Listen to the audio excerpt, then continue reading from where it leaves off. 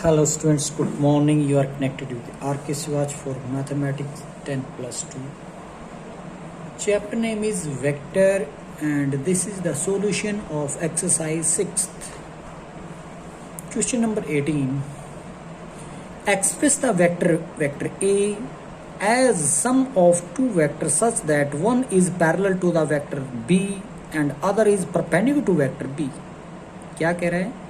इस vector A के दो वेक्टर के सम के अंदर रिप्रेजेंट करने के लिए कहा गया है, जिसमें से एक वेक्टर जो बनेगा वो बी के साथ पैरेलल रहेगा और जो उसका दूसरा पार्ट रहेगा सम करने के लिए जो बोला गया वो उस बी के साथ परपेंडिकुलर हो। तो ये है क्वेश्चन। तो सबसे पहले हम लेट कर लेते कि वो वेक्टर ए जो है vector A1 plus vector A2 की फॉर्म में आना चाहिए। A1 तो एक तरीके से जो अकॉर्डिंग टू स्टेटमेंट बोलूँ तो B के साथ पैरेलल है और A2 जो है ना B के साथ परपेंडिकुलर है, तो वही लिखने वाला हूँ। लेट किया कि A is equal to A1 plus A2 vector such that A1 is parallel to vector B and vector A2 is perpendicular to vector B। Statement में बोला गया है सिंस A1 जो वेक्टर है वो B वेक्टर के साथ पैरेलल है, तो इसका मतलब ये हो जाता है, और जो भी वेक्टर अपने पास 3i कैप प्लस के कैप है, तो इसका मतलब क्या हो जाएगा, पैरेलल है तो vector A1 is equal to lambda B vector हो जाएगा।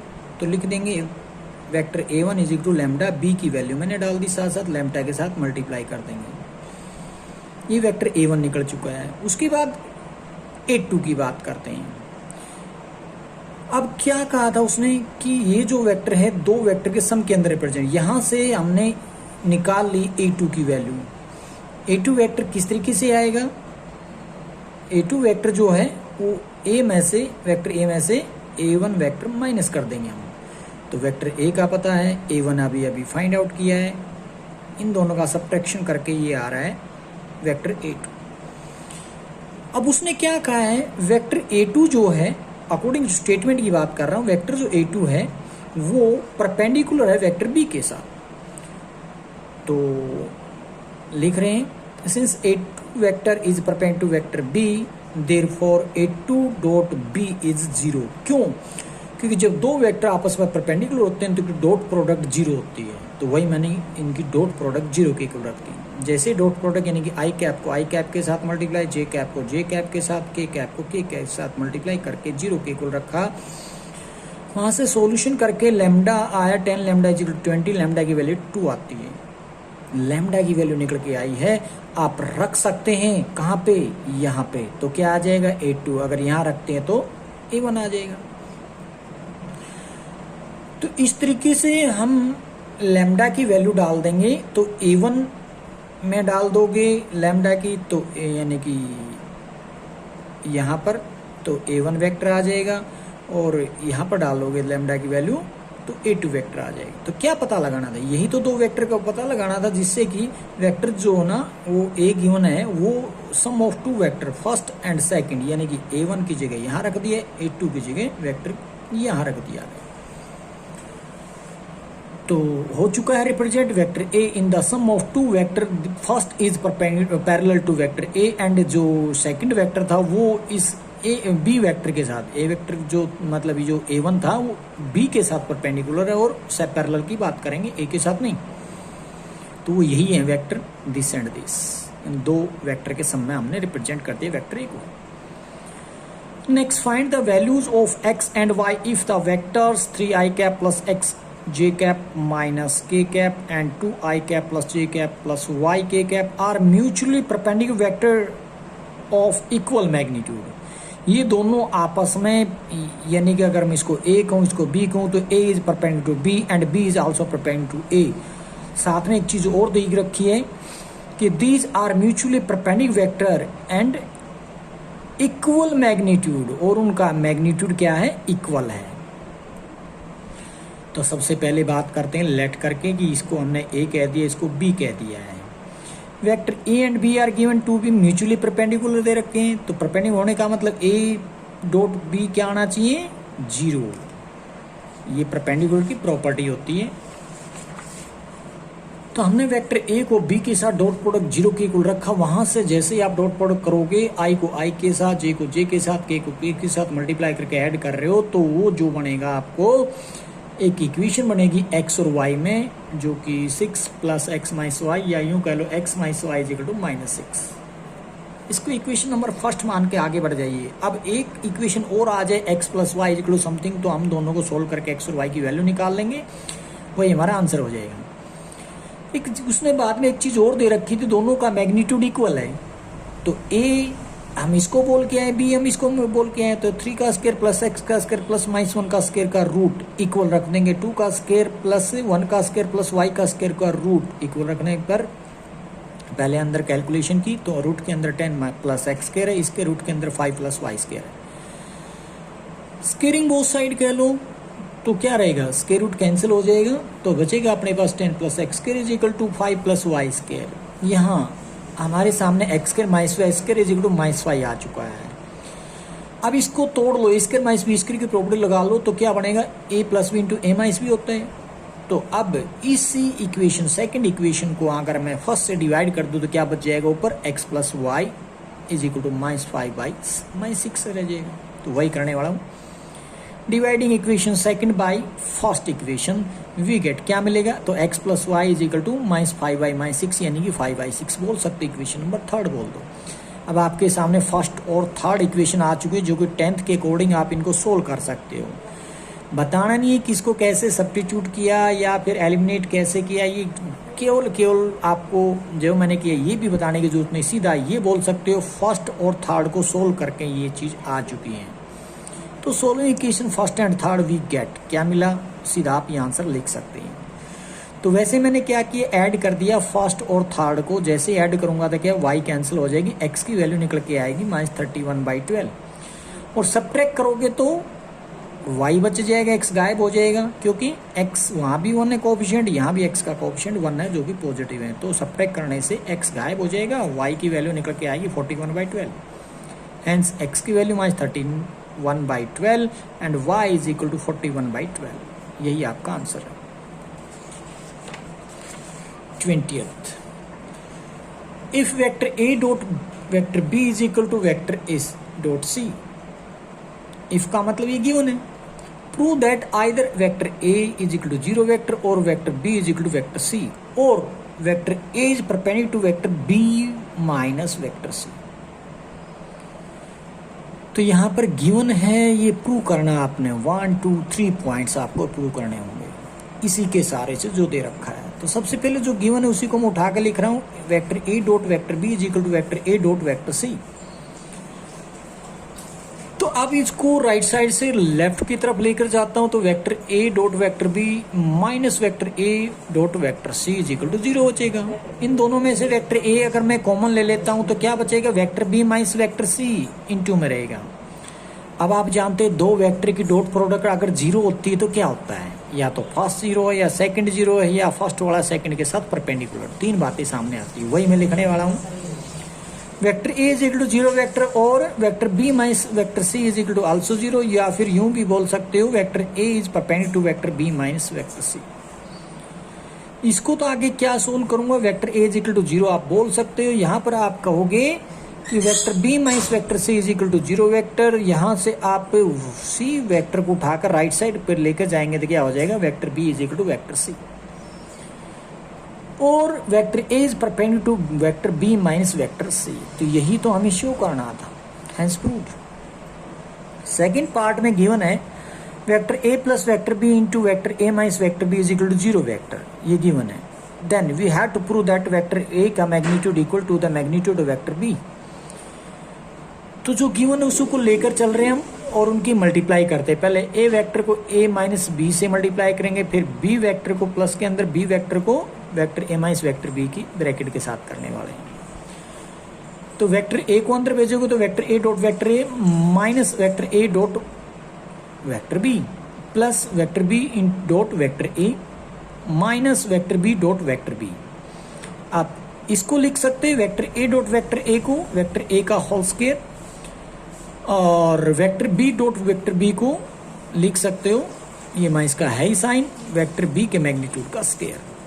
Minus vector A B plus vector B ए को या ए बी दोनों इक्वल होती है, तो इसलिए आपस में कैंसिल हो जाएंगे। रीजन भी लिख दिया है, ए डॉट बी इक्वल होता है बी डॉट ए वेक्टर, और vector A dot vector A is equal to mode of या मैग्नीट्यूड ऑफ वेक्टर ए का होल स्क्वायर लिख सकते हैं आप इसको, वही मैंने लिखा है। इसी तरीके से B vector dot B vector is equal to square of magnitude of vector B लिख दिया। अब मैं इसको लिखूंगा वेक्टर ए के मैग्नीट्यूड का स्क्वायर इक्वल है वेक्टर बी के मैग्नीट्यूड का स्क्वायर। अब इसमें दोनों तरफ से स्क्वायर हटा सकते हैं, तो क्या लिखेंगे, वेक्टर ए का मैग्नीट्यूड इक्वल है वेक्टर बी का मैग्नीट्यूड। क्या मांगा था उन्होंने भी यही कहा था, वेक्टर ए का मैग्नीट्यूड वेक्टर बी का मैग्नीट्यूड इक्वल है, ये प्रूव करके दिखाइए। तो प्रूव हो चुका है। Next, prove that the two vectors vector A and vector B are perpendicular if and only if vector A plus vector B whole square magnitude के साथ इक्वल है square of magnitude of vector A plus square of magnitude of vector B। तो क्या है prove करना, दो vector हैं vector A और B, वो दोनों आपस में परपेंडिकुलर हैं। ये कब रहेंगे, कहता है परपेंडिकुलर, ये प्रूव करके दिखाएंगे। दोनों वेक्टर आपस में परपेंडिकुलर रहेंगे अगर, कब, if and only if square of magnitude of vector A plus B is equal to square of magnitude of vector A plus square of magnitude of vector B. मतलब ये दिया गया होगा तो कहोगे कि वेक्टर ए और बी परपेंडिकुलर है, और वेक्टर ए और बी परपेंडिकुलर दिया गया होगा तो बोल दोगे कि ये इसके इक्वल है। इसका मतलब होता है इफ एंड ओनली इफ, और यही इसका साइन है इफ एंड ओनली इफ के लिए। ऐसा हो तो ऐसा कर, यानी कि आंसर से क्वेश्चन के लिए, क्वेश्चन से आंसर के लिए दो बातें प्रूव करने की जरूरत नहीं, आप ये साइन लगा लेंगे।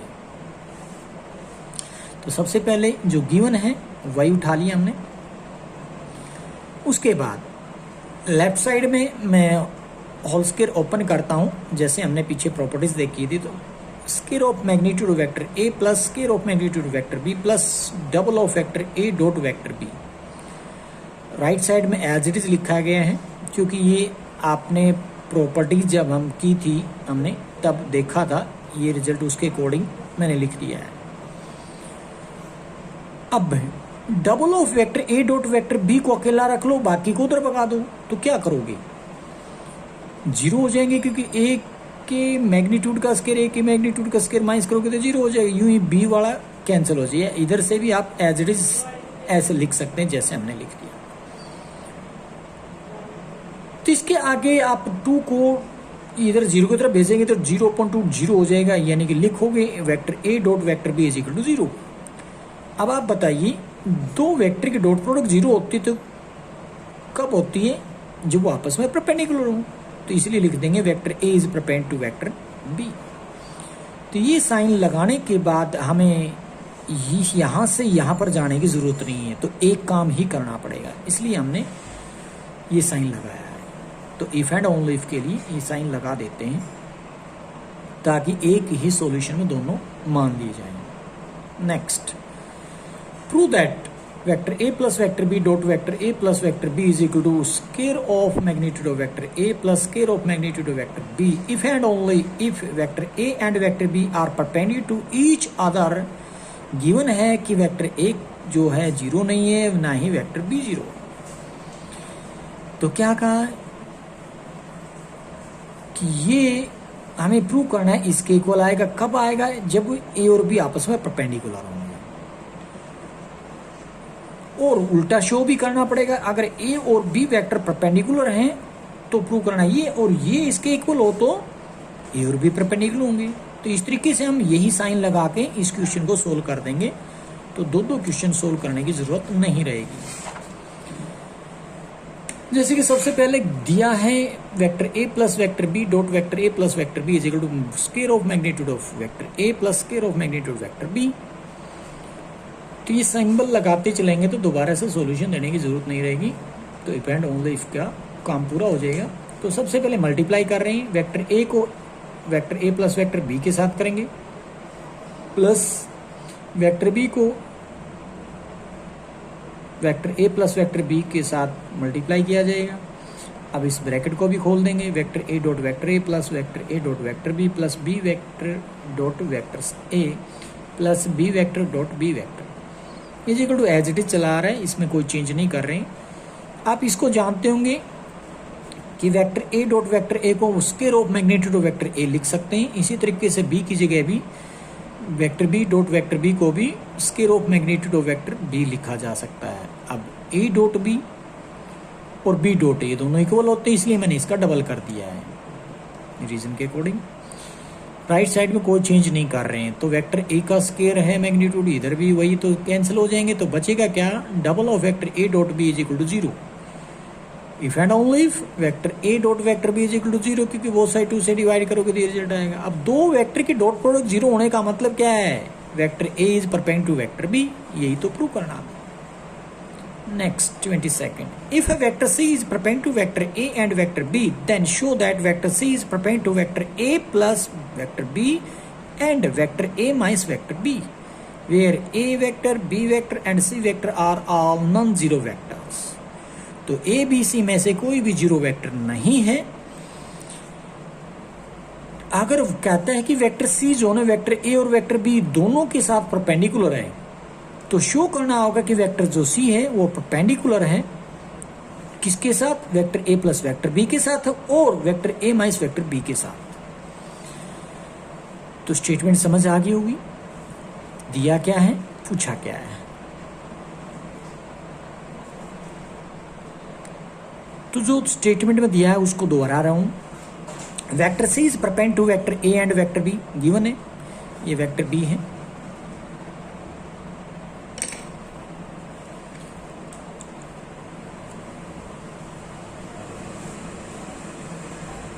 वेक्टर सी इसके साथ भी परपेंडिकुलर है, बी के साथ भी, तो इसलिए मैंने लिखा vector C dot vector A 0 and vector C dot vector B also 0।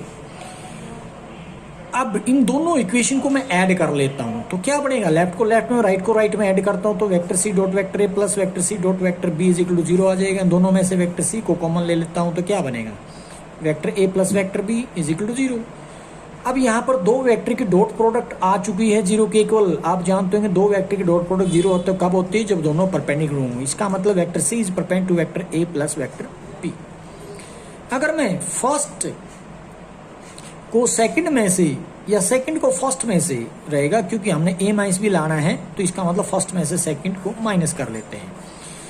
तो subtracting second equation from equation first, तो vector C dot vector A minus vector C dot vector B लिख दूंगा इक्वल टू 0, क्योंकि 0 में से 0 को subtract करते हो तो 0 आता है। दोनों में से वेक्टर सी को कॉमन ले लिया जाए तो क्या बनेगा, vector C dot A vector A plus की जगह अब आ जाएगा माइनस वेक्टर बी।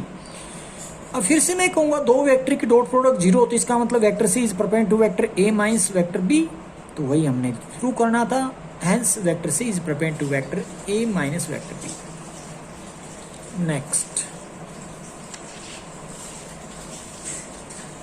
23rd.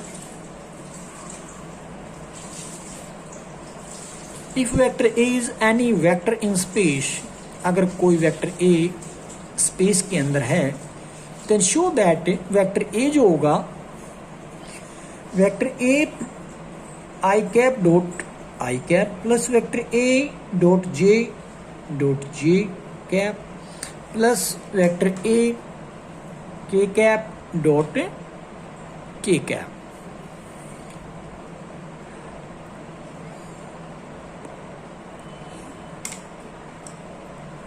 तो ये करना हमें शो। तो लेट कर लेते कि वेक्टर कोई भी किसी स्पेस में अगर वेक्टर ए है तो क्या है, मान लेते हो x i cap plus Y J cap plus Z के कैप है।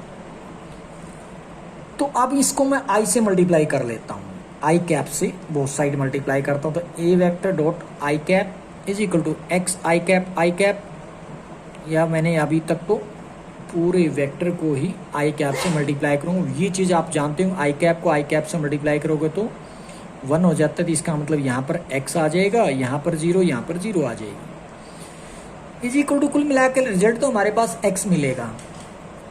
ठीक है जी, A vector dot i cap is equal to x आ चुका है।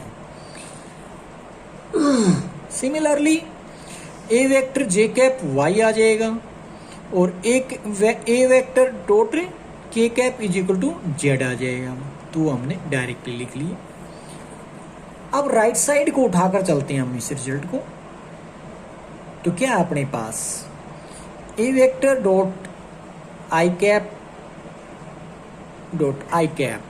Plus A vector dot j cap plus A vector dot k cap.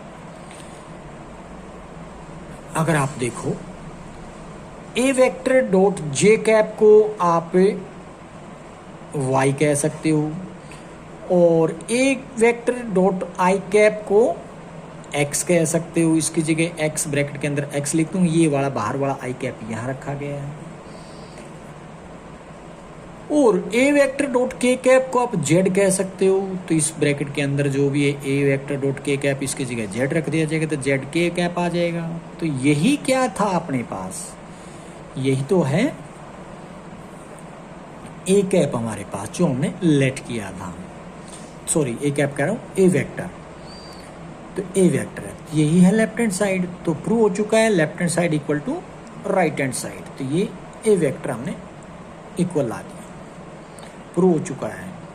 Prove that vector this and this are 3 mutually orthogonal vector. तो एक word आया है orthogonal, पहले भी आपको इसके बारे में बता चुका हूं। ऑर्थोगोनल का मतलब क्या होता है, ऑर्थोगोनल का मतलब परपेंडिकुलर होता है। तो वेक्टर मान लीजिए इसका नाम रखो ए बी सी, तो ए बी के साथ परपेंडिकुलर, ए सी के साथ परपेंडिकुलर, सी बी के साथ है तो सी ए के साथ, कुछ भी कह लो, ये आपस में परपेंडिकुलर हैं, यूं है। तो लेट कर लिया ये वेक्टर ए, इसको बी कह देते, इसको सी कह दिया। Vector A dot vector B, अब डॉट प्रोडक्ट करते हैं ए और बी की, तो क्या होगा 2 + 3 - 5, तो मिलेगा 0। अब दो वेक्टर की डॉट प्रोडक्ट अगर 0 होती तो आप लिख देंगे vector A is perpendicular to vector B, लिख दिया। या यू भी कह लो कि vector A is orthogonal to vector B, क्योंकि जो उसने वर्ड यूज किया है हम भी वही यूज कर दे, बेटर रहेगा।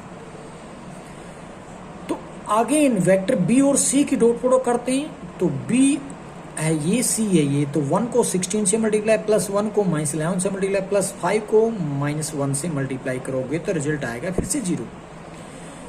तो बी डॉट सी का रिजल्ट अगर 0 हो तो इसका मतलब फिर से कह दोगे कि vector B is perpendicular to vector C, या फिर इसी को बोल सकते हो vector B is orthogonal to vector सी।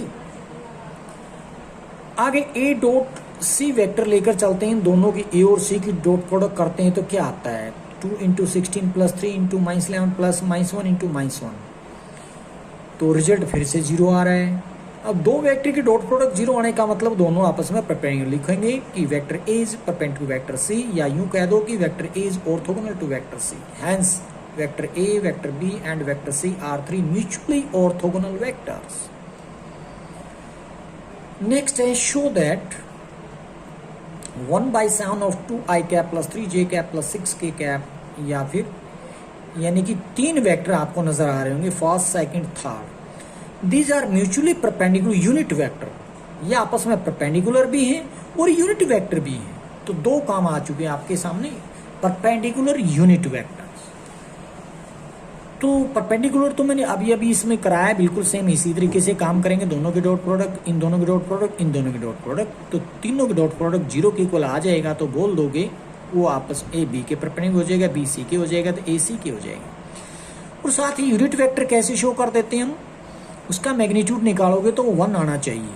चलिए चलते हैं, देखते हैं। तो 3 वेक्टर हैं, तीनों वेक्टर को मैं आगे लेट कर लेता हूँ, ए है, बी है और सी है। तो पहले वेक्टर को मैंने ए कह दिया, दूसरे को बी कह दिया, तीसरे को सी कह दिया।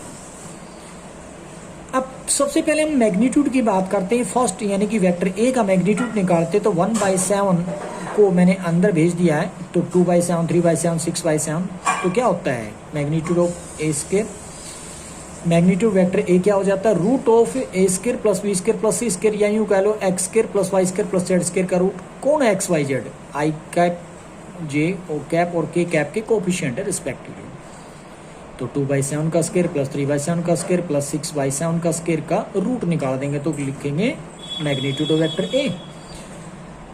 तो अब 7 का स्क्वायर, 7 का स्क्वायर, 7 का स्क्वायर बाहर निकाले, रूट से बाहर आ जाएगा, 1/7 बन जाएगा। तो रूट ऑफ 2 का स्क्वायर 4, 3 का स्क्वायर 9, 6 का स्क्वायर 36, जो कि सोल्व करते तो रूट के अंदर 49 है, तो 49 का रूट होता है 7, 7/7 का मतलब 1।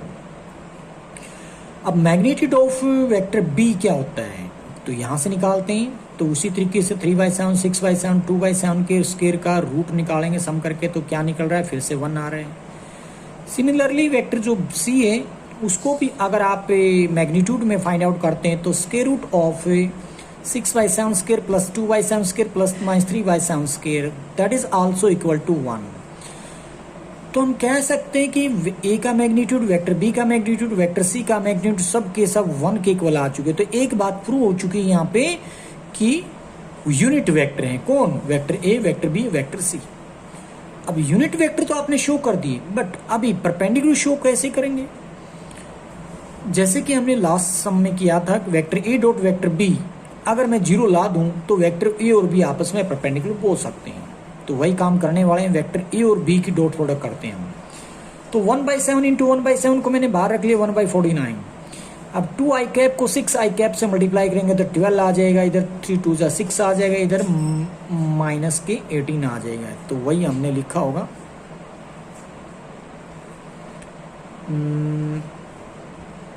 कोई बात नहीं, आगे पीछे लिखा, रिजल्ट तो वही बनने वाला है, क्योंकि हम ए डॉट नहीं बी कर रहे हैं हम। मैंने ए सी को आपको यहाँ पर कैलकुलेट करा दिया। तो ए सी भी वैसे तो वही आना है, 12 6 - 18 बाहर है 1/49। तो कुल मिलाकर अंदर 0 है, 0 को किसी चीज़ से मल्टीप्लाई करोगे 0 आ जाएगा। तो यहाँ सी ए का बताया मैंने अभी।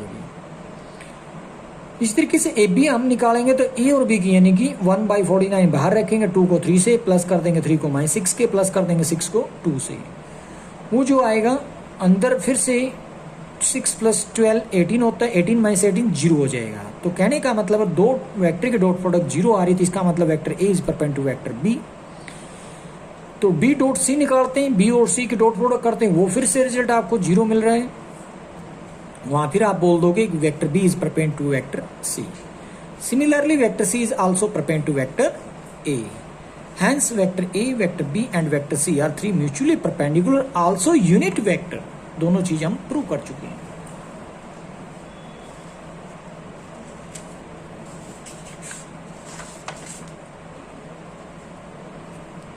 Next, find the relation between lambda and mu. क्या पता लगाना है? लैम्डा और म्यू में रिलेशन नहीं देना है हमें। कहां से दें? शो दैट दिस में B orthogonal to vector C. ये जो रिजल्ट है वो सी वेक्टर के साथ ऑर्थोगोनल, ऑर्थोगोनल का मतलब परपेंडिकुलर है। तो इन दोनों की डॉट प्रोडक्ट 0 होने चाहिए। इसका मतलब वेक्टर ए दिया है, वेक्टर बी दिया है, वेक्टर सी दिया है, तो डाल देते हैं इनके अंदर वैल्यू। तो वेक्टर ए बी सी को यहां पर लिखने के बाद आगे बढ़ रहे हैं। Lambda vector A plus mu vector B, यानी कि ए और बी की वैल्यू डालनी मेरे को, और लैम्डा को अंदर भेजूंगा, म्यू को अंदर भेजूंगा, तो मिलेगा मेरे को आई कैप जे कैप के कैप के अकॉर्डिंग। आई कैप का कोफिशिएंट यहाँ 3 लैम्डा प्लस म्यू है, जे कैप का कोफिशिएंट -2 लैम्डा प्लस 2 म्यू है, और के कैप का कोफिशिएंट लैम्डा -3 म्यू है। अब उसने कहा है कि this is orthogonal to C, तो हम बोलते हैं कि lambda A vector plus mu vector B is orthogonal to vector C if dot product of this are is 0। तो हमने भी रख दिए, दोनों की डॉट प्रोडक्ट कर देते हैं। इसका रिजल्ट आया बैठा है ये, इसकी डॉट प्रोडक्ट सी वेक्टर के साथ, सी का है इन दोनों को ये। तो 3 लैम्डा प्लस म्यू को -1 के साथ प्लस कर देंगे, -2 लैम्डा प्लस 2 म्यू को 1 के साथ प्लस कर देंगे, लैम्डा -3 म्यू को 2 के साथ। जैसे ही मल्टीप्लाई करके इक्वल टू 0 रखेंगे, वहां से लैम्डा और म्यू के अंदर एक रिलेशन आएगा, 3 lambda plus 5 mu is equal to 0, which is required relation between lambda and mu. Next 27, 3 vectors vector A, vector B, vector C are given which are mutually perpendicular and a magnitude of vector A is equal to magnitude of vector B is equal to magnitude of vector, यानी कि तीनों का magnitude equal है। किसके equal है ये नहीं पता है, बट इतना पता है कि तीनों का मैग्नीट्यूड इक्वल है। और साथ में ये भी दिए गए जो ए बी सी वेक्टर हैं विच आर म्यूचुअली परपेंडिकुलर, वो म्यूचुअली यानी कि A perpendicular to B, B perpendicular C and C perpendicular to A, ये भी दिया गया है। तो दो बातें देने के बाद आगे कहता है find the angle between vector A and vector A plus B vector B plus vector C. इन दोनों के बीच में एंगल का पता लगाना है। शो करना है कि vector A plus vector B plus C is equally inclined to vector A vector B vector C. कहने का मतलब जो इसका एंगल निकला उसका फिर बी के साथ निकालेंगे, फिर इस सी वेक्टर का इनके साथ निकालेंगे, वो हर जगह एंगल इक्वल आएगा, ये भी शो करना है। तो एक तरीके से तीन जगह एंगल निकालेंगे, तीनों का इक्वल आना चाहिए आंसर। चलते हैं, सबसे पहले जो दिया गया है magnitude vector A vector B vector C का सबको इक्वल दे रखा, तो हम लेट कर लेते हैं कि वो लैम्डा के इक्वल है। अब vector B vector A vector C mutually perpendicular vector दे रखे हैं, तो इसका मतलब ए डॉट बी इक्वल रहेगा, बी डॉट सी इक्वल रहेगा C dot A, all are equal to 0। अब यहां से शुरू करेंगे तो थोड़ा सा ध्यान दीजिए क्या हम लेकर चले हैं। तो इस तरीके से आप कहोगे ये चीज तो है ही नहीं, आपने उठा कहां से ली। देखो जो चीज प्रूव करनी है हम इसके बिना नहीं कर पाएंगे। हमारे पास केवल A vector plus B vector plus C vector है, एक तरीके से उसके मैग्नीट्यूड का स्केयर लेकर चलना पड़ेगा हमें, तो इस बात का यहां विशेष ध्यान देना पड़ेगा। तो square of magnitude of vector A plus vector B plus vector C क्या लिख सकते हैं हम, तो ब्रैकेट के अंदर डॉट में डाल देंगे vector A plus vector B plus vector C. अब इनकी डॉट प्रोडक्ट करते हैं, ए को ए से करेंगे, ए को बी से करेंगे, ए को वेक्टर सी से करेंगे, उसके बाद वेक्टर बी को ए और बी सी से करेंगे, फिर वेक्टर सी को ए बी सी से करेंगे। अब आप देखोगे जो ए डॉट बी है, ए डॉट सी है, बी डॉट ए है, बी डॉट सी है, सी डॉट ए है, सी डॉट बी, ये सब 0 हो जाएंगे। क्यों हो जाएंगे आप देखोगे, A dot B dot C dot A. अब कहोगे ए डॉट सी कहाँ है, तो ए डॉट सी जो है सी डॉट ए के बराबर होता है, इसलिए इनकी जगह तो मैं रख दूंगा 0। बाकी क्या बचा, ये बच जाते हैं vector A dot vector A, vector B dot vector B, vector C dot vector C, plus के अंदर है। आप इसको क्या लिख सकते हैं, ये तो पहले से भी जानते होंगे कि वेक्टर ए के मैग्नीट्यूड का स्केयर लिख सकते हैं।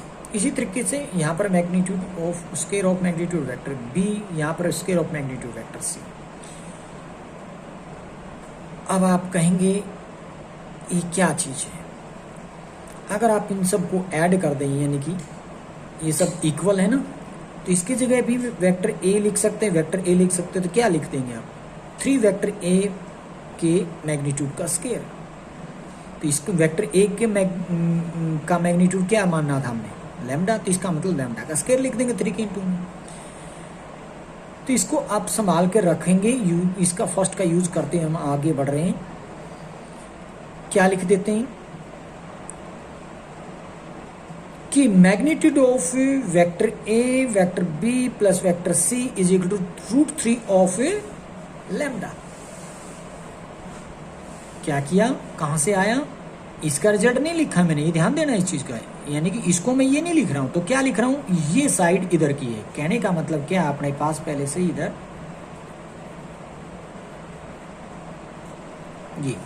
ये स्केयर था, उधर जाके स्केयर रूट हो जाएगा इधर जाके, तो इसका मतलब magnitude vector A plus vector B plus vector C लिखेंगे, उधर जाके इसका स्केयर रूट करेंगे तो 3 का रूट हो जाएगा, स्केयर से स्केयर रूट कैंसिल होकर लैम्डा फ्री हो जाएगा। इसको थर्ड इक्वेशन ऐड करते हैं।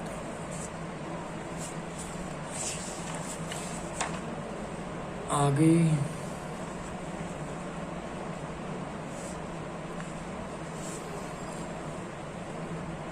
हम लेट कर लेते हैं vector A plus vector B plus vector C makes angle θ1 θ2 θ3 with A vector के साथ θ1 बनाता है, बी वेक्टर के साथ θ2 बनाता है एंगल, और सी वेक्टर के साथ θ3 बनाता है।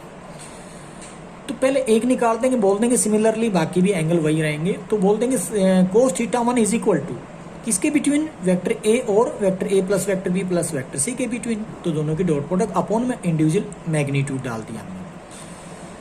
अब इनकी डॉट प्रोडक्ट कर दो, vector A dot vector A और इनके vector A dot vector B इन vector dot A vector dot C के साथ डाल दिया गया, तो ये दोनों तो 0 हो जाएंगी, गिवन एक तरीके से दे रखा उन्होंने, और इसकी जगह आप लिख दोगे वेक्टर ए के मैग्नीट्यूड का स्केयर, और यहाँ पर नीचे भी मैग्नीट्यूड ऑफ ए है, तो एक पावर यहाँ से कैंसिल हो जाएगी, तो ऊपर बचेगा magnitude of vector A upon में magnitude of vector A plus vector B plus vector C.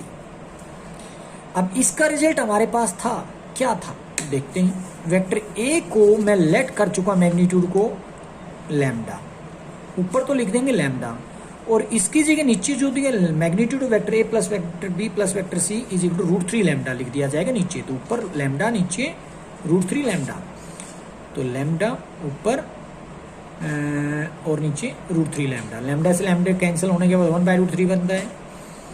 Cos theta की आप जानते हैं वैल्यू 1/3 कब होती है? नहीं जानते, नहीं जानते तो आप लिखेंगे theta is equal to cos inverse 1/√3। तो थीटा 1 आ चुका है, कोस इनवर्स 1/√3। सिमिलरली यहाँ पर ए की जगह बी रखेंगे तो वहां भी ऊपर क्या आ जाएगा, मैग्नीट्यूड ऑफ बी का स्केयर आ जाएगा। सेकंड वाले केस में मैग्नीट्यूड बी क्या है, लैम्डा है, तो ऊपर लिख देंगे हम यहाँ पर, यानी कि मैग्नीट्यूड बी अपॉन में A magnitude of A plus B plus C vector. तो उसकी जगह आप नीचे लिख देंगे √3 लैम्डा, ऊपर लिख देंगे लैम्डा, लैम्डा से लैम्डा कैंसिल हो, फिर भी वही आना है 1/√3। तो सिमिलरली दोनों की वैल्यू यानी कि θ2 और θ3 की भी वही वैल्यू आनी है, हमने लिख दिया। Show θ1 is equal to θ2 is equal to θ3। Hence, vector A plus vector B plus vector C is equally inclined with the vector A, vector B, vector C. Next, कल करते हैं। Thank you.